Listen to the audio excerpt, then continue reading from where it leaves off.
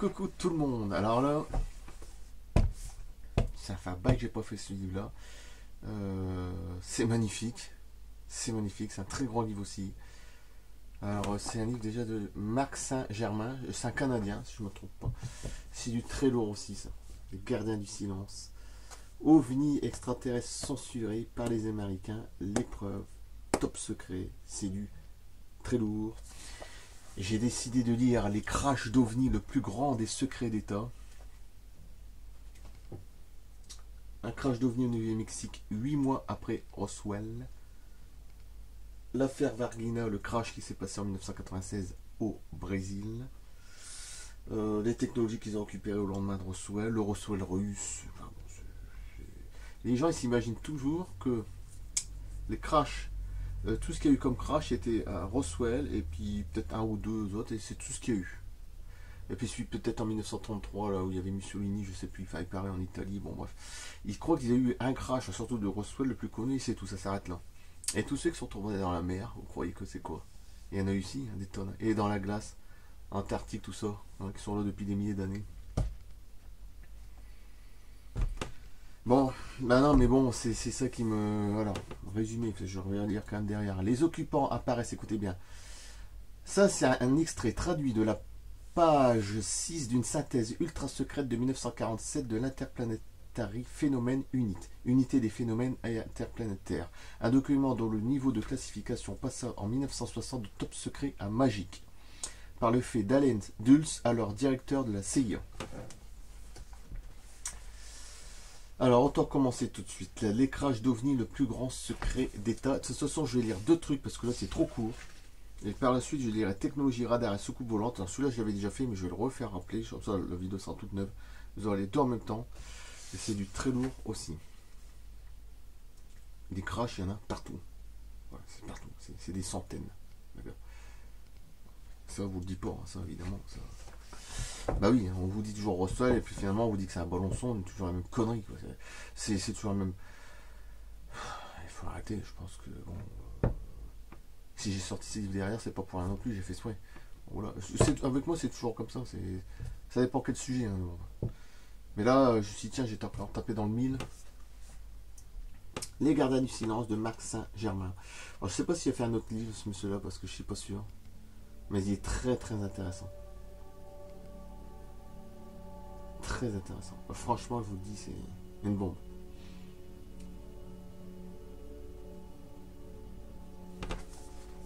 Parmi d'Hitler dans des bases souterraines dedans où il avait fait des sortes de trains à lévitation magnétique en 1938. C'est pas des trains, mais c'est un autre nom, je sais plus quoi. Bon, bref, des navettes, navettes magnétiques à lévitation au-dessus des rails. 1938. Et qu'ils allaient jusqu'à 1000 km/h dans les souterrains, des bases souterraines. Le premier TGV a passé les 500 km/h, si je ne me trompe pas, c'est les années 90, 92 ou 13, peut-être que je me gourre. Les 500 km/h, là c'était 1000 km/h, nous sommes en 1938. Bref. Bon, enfin, passons. Alors, les crashs d'OVNI, le plus grand secret d'État, des secrets d'État. Bien qu'il y ait eu des centaines d'écrasements de soucoupes volantes répertoriées sur l'ensemble du continent nord-américain, des centaines. Celui de Roswell est sans contredit le plus connu de l'histoire de l'ufologie.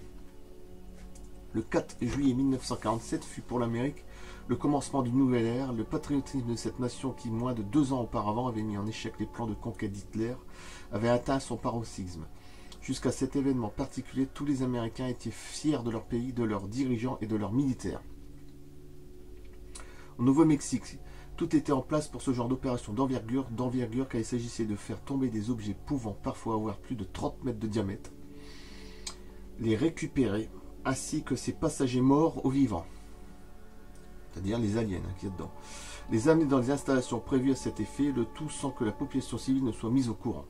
Cela devait donc obligatoirement être fait par un groupe hautement hiérarchisé, à l'intérieur duquel plusieurs équipes entraînées spécialisées à cette tâche effectuerait le travail sans poser de questions et qui garderait le secret quoi qu'il arrive. Mais pour garder efficacement un secret de cette ampleur, on a eu recours au niveau de sécurité above tout secret, top secret et à la formule need to know, ce qui voulait dire que seuls ceux qui avaient besoin de savoir étaient mis au courant de ce qui se passait réellement. Plus vous vous éleviez dans cette structure hiérarchique et plus vous en saviez, le contraire étant également vrai.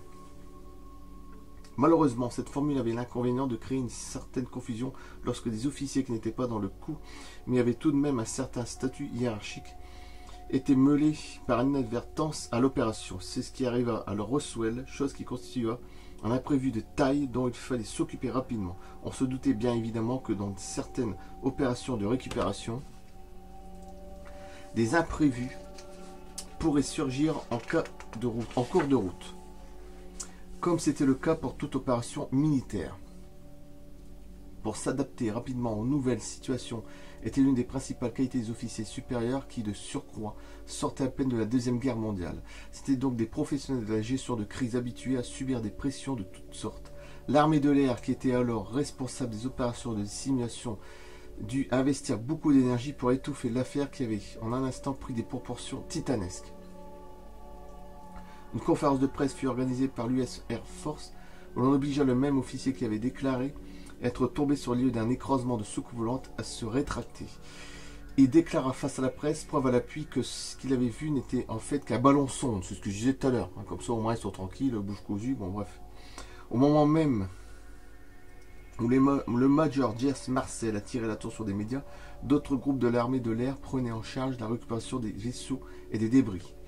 Pendant quelques jours, les agents des services de renseignement de l'armée de l'air, oui, comme ça, ils font leur taf, et comme ça, les autres, ils récupèrent tout. Hein, avec les médias, comme ça, on oublie, voilà. Les agents des services de renseignement de l'armée de l'air feront le tour de la ville afin d'identifier chacun des témoins de l'incident en prenant bien soin de les faire taire, quel qu'en soit le prix. Ouais, parce que sinon... Hein, bon. Technologie radar et soucoupe volante. Ils s'intéressaient à la raison pour laquelle ces trucs s'écrasaient. Ils ont découvert que les essais radars au Nouveau-Mexique avaient été à l'origine du fait que beaucoup d'entre eux se soient écrasés. Quand ils approchaient trop des transmetteurs à grande puissance, ils perturbaient leur contrôle de guidage et s'écrasaient carrément. Les autres engins qui se sont écrasés, on les avait abattus avec nos armes de guerre. C'est dans les débuts des années 30 qu'un petit groupe composé de scientifiques et d'ingénieurs conçut à Fort Monmouth, dans le New Jersey, les prémices d'une invention qui allait plus tard devenir le radar à ondes pulsées. En 1940, après une démonstration réussie des performances de détection et données de cette nouvelle invention devant le général Marshall, le secrétaire de la guerre Woodring, l'armée ordonna par contrat en août 1940 à la firme Westinghouse de produire une série de radars SCR 270. 6 mois plus tard, 112 unités prêtes à l'emploi furent livrées. L'armée décida d'installer les premiers radars dans des endroits vulnérables aux attaques aériennes telles que les bases insulaires. L'ironie voulait que celui de l'île de Pearl Harbor fut opérationnel la veille de l'attaque surprise menée par les Japonais. 1941 ou 42, je ne sais plus vraiment, bon bref. La journée du raid, les techniciens ont bien détecté des cibles se dirigeant vers eux, mais les officiers qui en avaient été avertis par ces derniers ont refusé de croire à cette possibilité. Après les pertes subites à Pearl Harbor, l'armée comprit qu'il fallait coupler les installations radar et des systèmes de défense antiaérien de former adéquatement le personnel. Dès le début de sa création en mai 1941, l'OSRD, dirigé par le docteur Vannevar Bush, prit en charge la gestion de la coordination du développement des radars sur le territoire américain à la fin de 1941 jusqu'au début 1942. On s'emploie à couvrir l'intégralité de la côte ouest américaine d'un réseau radar ayant une portée efficace à 250 km. La côte atlantique fut également couverte par un autre réseau qui allait de l'Islande au sud-est des États-Unis. Il y avait cependant certaines informations en rapport avec ce système radar qui était hautement confidentiel, celles qui faisaient le lien entre les ondes radar pulsées à la perturbation du vol des soucoupes volantes, en particulier les micro-ondes hautement énergétiques produites à l'aide de magnétrons, un dispositif introduit par les Britanniques à l'été 1940 au cours de la mission scientifique dirigée par Henry Tizard. Les premiers crashs de soucoupes volantes. Sur le territoire américain se sont produits dès la mise en service des premières installations radar à micro-ondes. Il est donc fortement probable que les plus hautes instance du gouvernement américain a également été mise au courant de cet effet secondaire par les Britanniques, lesquels avaient obtenu cette information des membres des services secrets infiltrés en Allemagne.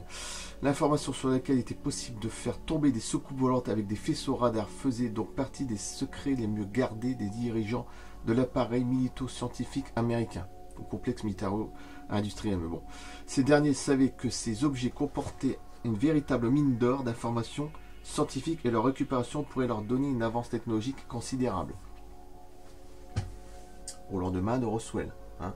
La fibre optique, tout ça, ça vient de là, des crashs de Roswell, tout ça, bon bref, oui, oui. Même l'ordinateur, là où je vous parle, logiquement, je pourrais même pas en parler à l'actuel. C'est grâce à la technologie qu'ils ont récupérée de Roswell que il y a un truc de cristaux, je sais pas quoi à l'intérieur de l'ordinateur, je sais plus, un truc, moi j'ai pas très bien compris, mais bref. Après il y a eu IBM, tout ça, bon. C'est grâce à ça que maintenant on a la technologie de l'ordinateur, les portables, tout ça, sinon on n'aurait peut-être pas du tout d'ordinateur. Ou alors on sera peut-être encore en technologie loin, comme du style Minitel à l'heure actuelle. Donc c'est grâce au crash de Roswell qu'on a pu récupérer des technologies hautement importantes, hein, secrètes, fibre optique. Si je me trompe pas, c'était la fibre optique, les lasers et les puces électroniques circuits intégrés. D'accord? Pour mettre sur pause, ce soir j'avais déjà fait voir, mais bon. Peut-être je redirai celui-là, mais c'est très long à lire, hein, je regarde. Ok? Que ceux qui disent toujours que bon, ouais, l'ufologie, ouais, bon, sans plus. Bon, passons. Il n'y avait pas plus d'une vingtaine d'ovnis qui avaient été récupérés en 1969. Une vingtaine d'ovnis récupérés en 1969. Hein. Quand j'ai pour la première fois été mis au courant, on nous a informé qu'il y en avait eu tout à casser d'une vingtaine. Qu'il y en avait eu plusieurs dans les années 40 et au début des années 50. Et pour vraiment bien vous faire comprendre les événements qui ont eu lieu à l'époque, ça peut paraître fou, mais nos radars ont causé des ravages sur les systèmes de guidage IT. Et ils ont dû adapter leur système de guidage pour ça. Parmi les faits rapportés dans le livre Being the Flying Saucer de Frank Scully Munder, tiens, ça me fait penser, bon. Chose qui n'est cependant mentionnée comme au couvert dans son ouvrage, on apprend qu'après avoir mis la main sur une soucoupe, des scientifiques américains faisaient des études préliminaires de principes magnétiques inconnus. Et dans des documents officiels de l'époque, nous retrouvons effectivement des traces de ces études faites par le département de magnétisme terrestre de l'université Carnegie de 1942 à 1946 pour le compte de l'OSRD. La fameuse commission de recherche secrète du docteur Vannevar Bush devait donc dès 1942 avoir une petite idée du mode de propulsion des soucoupes volantes et de la façon de les faire tomber. Et ceci bien entendu après une étude préliminaire des soucoupes récupérées de 1941 à 1942. C'est pour ça qu'après on a fait tous les avions furtifs B2, tout ça, bon bref. Par la suite. Il y a eu donc de fortes chances que dès cette époque, quelques membres haut placés de la hiérarchie militaire et scientifique aient été renseignés sur le fait que des micro-ondes radars pulsées pouvaient agir sur les champs électromagnétiques entourant les ovnis. Ouais, c'est ce qu'ils ont autour. Hein.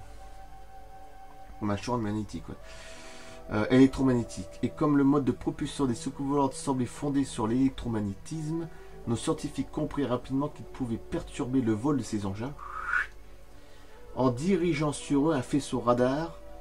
Ce côté méconnu de la technologie radar fut développé durant la Deuxième Guerre mondiale et soustrait à la connaissance du grand public. Ce secret bien gardé, ah oui alors là c'est sûr c'est bien gardé, leur permit de faire la chasse aux soucoupes volantes pour développer davantage encore leur technologie à partir d'épaves récupérées, ce qui rejoint ce livre-là. C'est juste incroyable hein, ce que je suis en train de dire là, mais je sais pas si les gens s'imaginent un petit peu hein, l'évolution des avions, c'est pour ça que notre technologie a tellement été vite par la suite, NASA, tout ça, bon bref, ils ont travaillé avec les Allemands, les anciens SS, bon, c'est par hasard, hein. Faut pas me prendre pour un d'accord. C'est comme ça, c'est tout, c'est voilà. C'est grâce à ces engins-là que notre technologie humaine, c'est une technologie d'ailleurs, donc terrestre, extraterrestre, qu'on a pu évoluer, on a fait un bond énorme, hein, jusqu'à la fusée, et ça, on peut pas dire l'inverse, c'est pas possible. Et moi je dis que ça a été beaucoup trop vite, sur 100 ans là, c'est monstrueux, à peine 100 ans.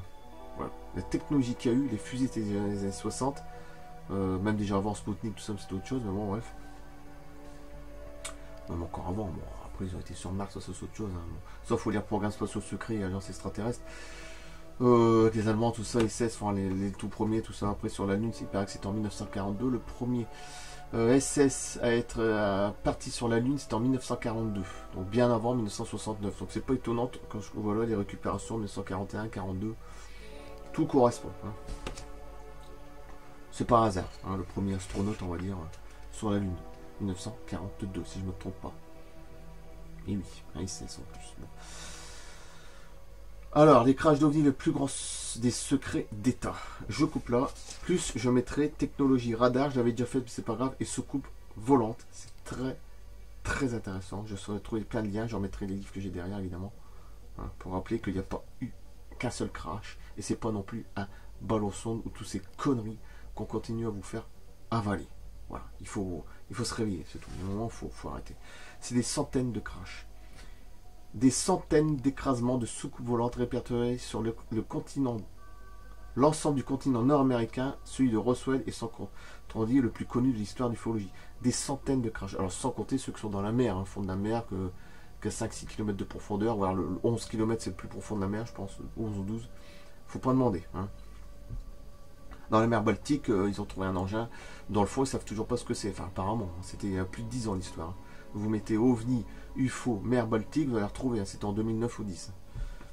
Donc voilà, c'est déjà un exemple. Hein, donc, évidemment, dans l'Antarctique, c'est pareil. Il doit y en avoir des dizaines et des dizaines qui sont coincés là depuis des milliers d'années. Hein, ça, je suis persuadé. Un peu comme dans le film La Chose. Hein, encore une fois, on rejoint les films de science-fiction. Bon, je sais pas quoi dire de plus. Hein, des moments, mais bon, bref. D'où ma passion de tous ces films aussi. C'est pas un hasard non plus. Hein. Ça reste un film. Là, attention, hein, on ne mélange pas. Ok, on est d'accord. Les crashs d'OVNI, le plus grand secret. Le plus grand des secrets d'État et technologie radar et soucoupe volante. Je mettrai les deux liens. C'est vachement intéressant, je trouve. Et celui-là, c'est une véritable petite bombe. Je sais pas si ce monsieur-là a refait une vidéo. Marc Saint-Germain, je crois que il est d'origine canadienne. Oui, un truc comme ça. Donc, mais c'est très intéressant. C'est un livre très intéressant. Je vous le conseille. Franchement, je vous le conseille. Je vais être sur pause de ce que j'ai dit tout à l'heure. Hein.